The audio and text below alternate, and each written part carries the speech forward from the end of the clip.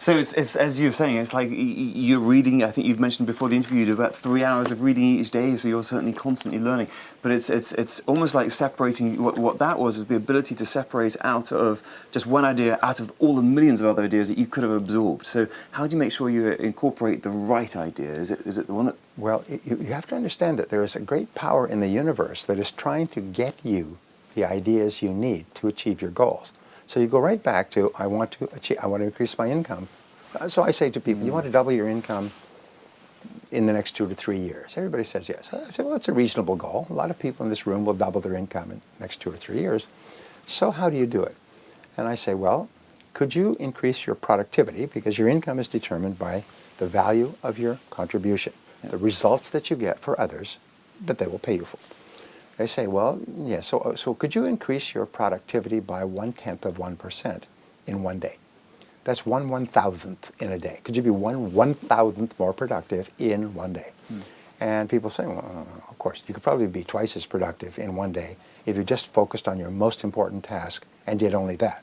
But let's just say 1/1000th. We're not talking about 100%, we're talking about 1/1000th. Having done it for the first day, could you do it for the second day? Yes. Could you do it for the third day? I mean, if you were really determined. If you had a gun to your head, could you do it? Yes. So you could do it for 5 days. Well, that would be 1/2%.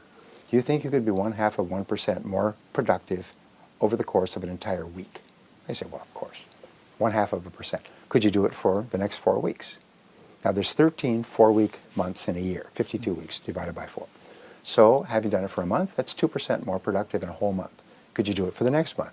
And the answer is yes, because now you're getting into the rhythm of better productivity, you're learning new skills, you're managing your time better, and so on. If you do this for an entire year, at the end of a year, you'll be 26% more productive. That's without compounding. Could you do that?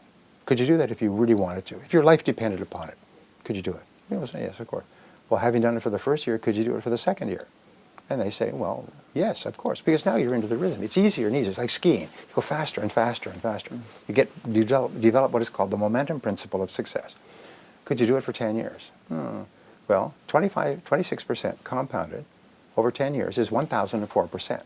So you'd increase your productivity, performance, and output, and your results by 10 times in 10 years. So you'd increase your income 10 times as well. And people will line up at your door to hire you at 10 times what you're earning today, because you are so valuable and so productive. And people say, And I say, I just told you, that's what everybody does. Everybody who's earning 10 times as much as you did not do it in a big leap. If it's a big leap, it gets into the newspapers. But the people who are doing really well did it incrementally. It's called the law of incremental improvement, or the law of accumulation. It's every great success is an accumulation of many little tiny efforts that nobody ever sees or appreciates. But they start to accumulate like a snowball. They start to build up and build up. And over the course of years, the person is more and more productive. And when you're looking for ideas, you'll have ideas that will help you to be more productive. I could do this and I could do that. And you read this article. Oh, that's a great article.